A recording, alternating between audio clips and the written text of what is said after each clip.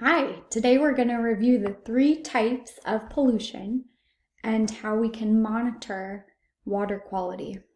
The three types of pollution are nutrient pollution, sediment pollution, and toxin pollution.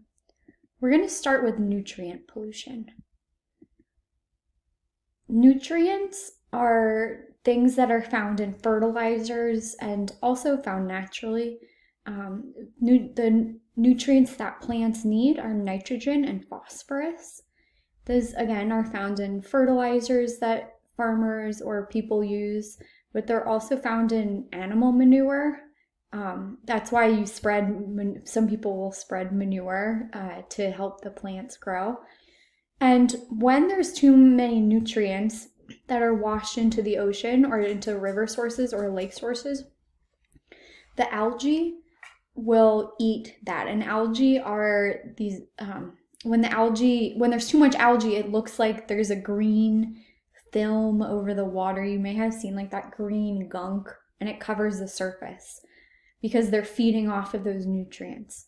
And this algae, too much algae can grow if there's too many nutrients. They have so much food that the population is just going to increase without any limit.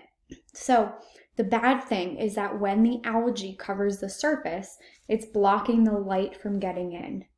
And so the plants that are underwater, they need light for photosynthesis. So when they don't get light, they can't undergo photosynthesis. And that's bad because in photosynthesis, plants produce oxygen that gets dissolved into the water that other organisms need, like those fish. They take in oxygen through their gills. The second type of pollution is sediment pollution. Sediment is dirt. And if there's too much dirt that's washed into the river or into a lake, it can again block the light and make the water cloudy so that the plants at the bottom can't get the sunlight. And this comes anytime there's erosion, if there's a construction site where they're ripping up those plants whose roots are holding the soil down. That's when we see a lot of sediment pollution. Here's an example of sediment pollution from the James River. You can see all of the sediment that's suspended in the water, so it's hard for the sunlight to get through that sediment. And then the third type of pollution are toxins. And a toxin is just anything that's bad for the health of an organism. So anytime farmers use pesticides to kill things, to kill bugs that are eating their crops, that could also kill other organisms when it gets into the waterway. Gasoline and oil, those are also pollutants that are harmful. Okay, so now that we know the three types of pollution, let's talk about ways that scientists monitor the water to make sure that there is not pollution. The first type of test scientists do is a pH test. And pH is simply how much of an acid or a base something is. An acid is something that usually if we can eat it, it tastes sour. And a base is something that feels slippery, like soap is a base. And if something is too acidic or too basic, plants can't grow. They can only grow in a certain window. So it's important that that the oceans aren't, or the waterways aren't too acidic, and scientists can measure that using pH strips. Scientists also measure the salinity. Salinity is just the amount of salt that's in water. And you'd expect in an estuary, it has a medium amount of salt because we're going from the fresh water to the ocean. So we see a change in salinity. We could also measure the amount of dissolved oxygen using a test kit. This is the best indicator of water's healthy. If there's a lot of oxygen, it's a healthy river or stream or creek. If there's not a lot of dissolved oxygen, then not a lot of organisms can live there. And remember, oxygen can get into the water when these plants that live in the water get sunlight and they produce oxygen through the process of photosynthesis.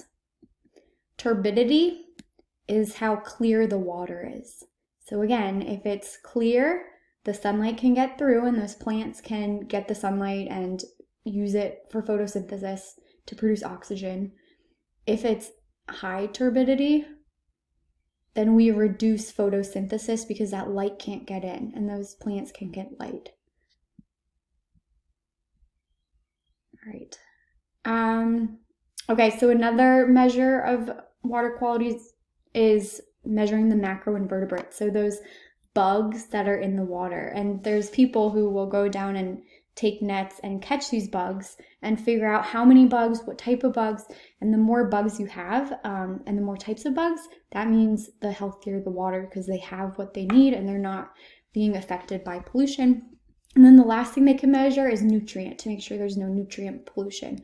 If there are too many nutrients, remember the algae love nutrients, that phosphorus and nitrogen, and they eat that stuff up and they just grow uncontrollably, and that blocks the water. And what's bad about it blocks the sun. They're on the surface of the water blocking the sun. And what's bad about that?